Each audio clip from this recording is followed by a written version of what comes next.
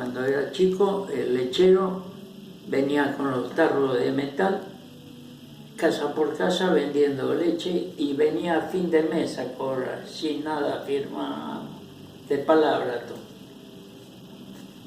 Es impresionante. Y el panadero también tenía un carro con un caballo. Después pasaba un tipo con una vara y llevando pavos, vendía pavos. Pero te hablo, yo era chico, tengo 90, tendría, qué sé, 8 años. Impresionante. Pero la dosis era acá.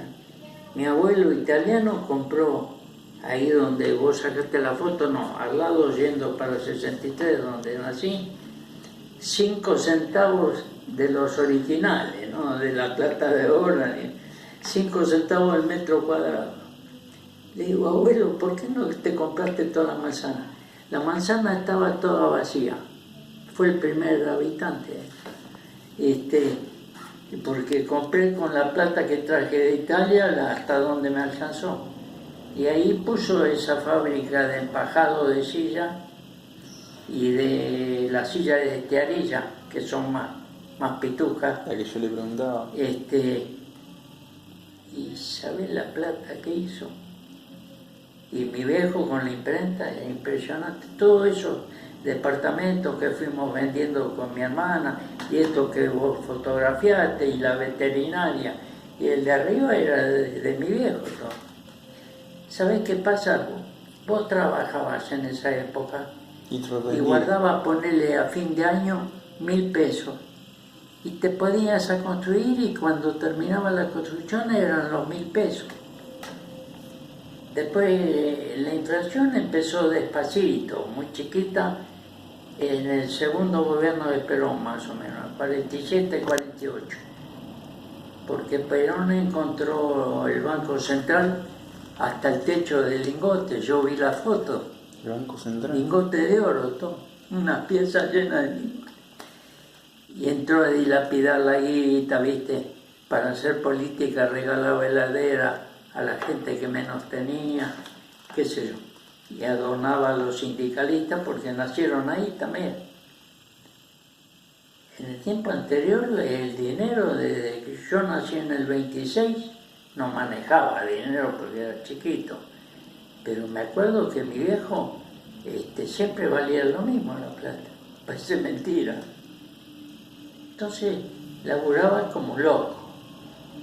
Nosotros la puerta de calle y el negocio de mi viejo lo cerraba a las 11 de la noche.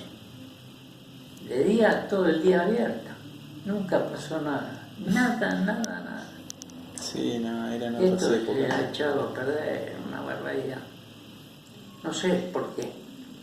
Y bueno, y después en 47, 48, Perón empezó a hacerle perder valor a la moneda. Después vinieron otros peores que le cambiaron el nombre y le corrían la coma, ¿viste?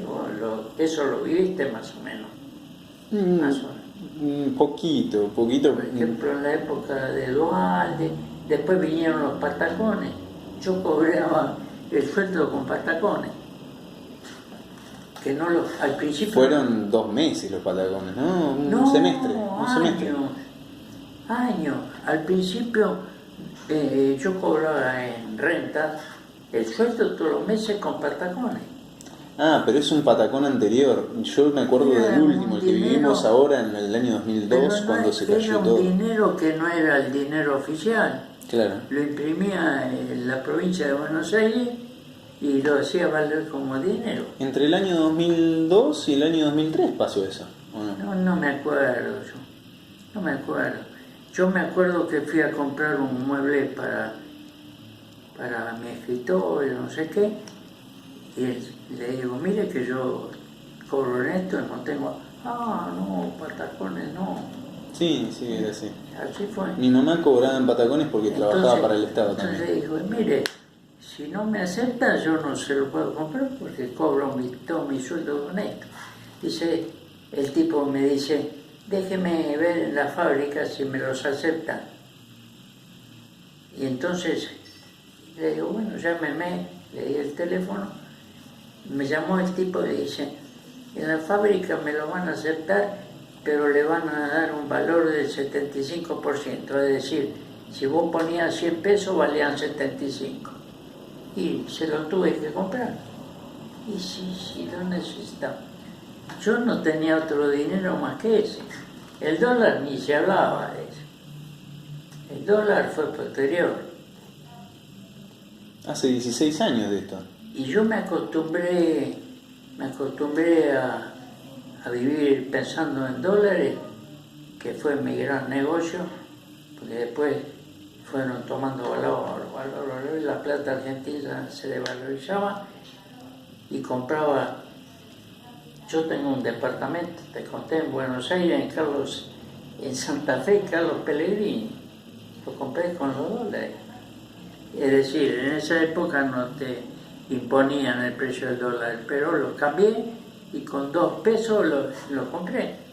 Ahora no se sabe cuánto vale. Sí, sí se sabe.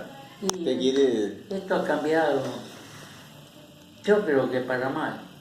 Después, como mi hermana se casó con un ferroviario y vivía medio ajustado, me iba diciendo, vamos a vender este departamento y venderlo y sacar la cuenta y después me da lo que queda. Y así fue. Había adentro, la veterinaria tiene un departamento todavía, que era de mi viejo todo.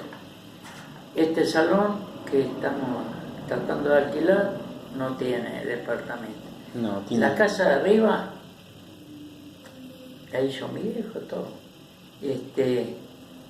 No se sabe qué valor puede tener ahora. Es un departamento amplio, ¿no? Es una casa. Es una casa. Una casa. Y después adentro estaba otro departamento donde se fue a vivir mi vieja cuando murió mi papá. El que va por el pasillo. Y en el fondo había un departamento que vivía mi hermana casada. Después